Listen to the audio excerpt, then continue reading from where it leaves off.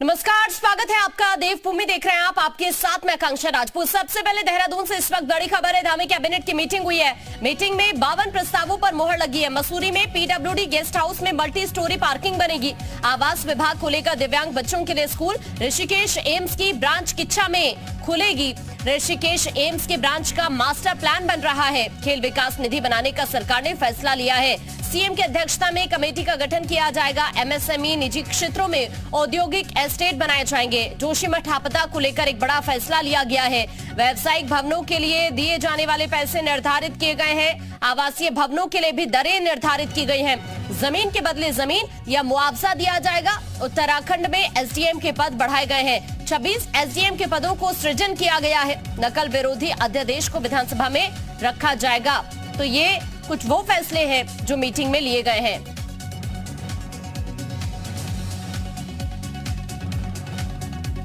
कुल मिलाकर 52 प्रस्ताव है जिन पर मोहर लगी है। धामी कैबिनेट की बैठक में एसडीएम के पद को बढ़ा दिया गया है उत्तराखंड में।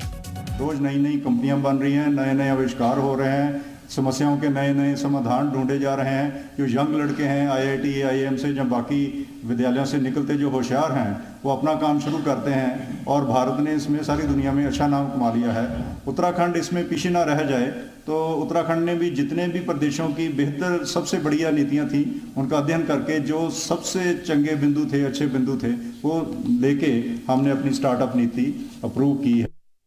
और साथ जानकारी के लिए इस वक्त हमारे सहयोगी सुरेंद्र हमारे साथ जुड़ रहे हैं। सुरेंद्र का रुख कर लेते हैं सीधा। सुरेंद्र, क्योंकि कैबिनेट की बैठक हुई और करीब करीब बताया जा रहा है 52 प्रस्ताव है जिन पर मोहर लगी है, क्या कुछ खास रहा इस मीटिंग में, जरा बताइए। देखिए आकांक्षा, बिल्कुल कैबिनेट की बैठक संपन्न हुई और सुखबीर सिंह संजू जो उत्तराखंड के मुख्य सचिव हैं उन्होंने प्रेस ब्रीफ किया। 52 मुद्दे कैबिनेट के सामने चर्चा के लिए लाए गए थे। सबसे महत्वपूर्ण तो जोशीमठ को लेकर था। जोशीमठ में जो आपदा पीड़ित हैं, जिनके व्यावसायिक भवन हो या फिर आवासीय भवन हो, वो क्षतिग्रस्त हुए, तो उनकी दरें निर्धारित कर दी गई है। 5 स्लैब इसके लिए बनाए गए हैं कि किस तरह से उनको पैसा दिया जाएगा। दूसरी बात यह है कि जो जमीन का मुआवजा दिया जाना है उसका प्रस्ताव अगली कैबिनेट में आएगा। जमीन के बदले जमीन लोगों को दी जाएगी या फिर जमीन के बदले अगर वो पैसा चाहते हैं तो वो पैसा उनको दिया जाएगा। इस तरीके से प्रस्ताव बनेगा। इसके साथ ही उत्तराखंड की अपनी स्टार्टअप नीति को मंजूरी आज मिल चुकी है। 13 से 18 मार्च तक विधानसभा का जो बजट सत्र होगा वो ग्रीष्मकालीन राजधानी गैरसैंण में होगा।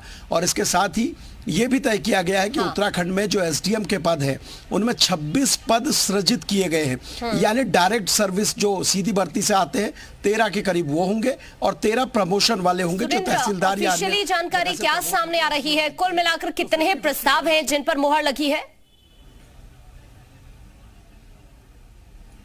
देखिए 52 प्रस्तावों पर कैबिनेट ने मोहर लगाई है और ये 52 प्रस्ताव ऐसे हैं जो जिनमें कुछ विधेयक हैं जो आने वाले विधानसभा सत्र में रखे जाएंगे। कुछ विभागों की सेवा नियमावलियां हैं उनको विधानसभा में रखा जाएगा। और इसके साथ ही कुछ नीतियां हैं, जैसे मैंने कहा खेल नीति है, क्योंकि अब तक खिलाड़ियों को जो राशि दी जाती थी उसको लेकर नीति नहीं थी।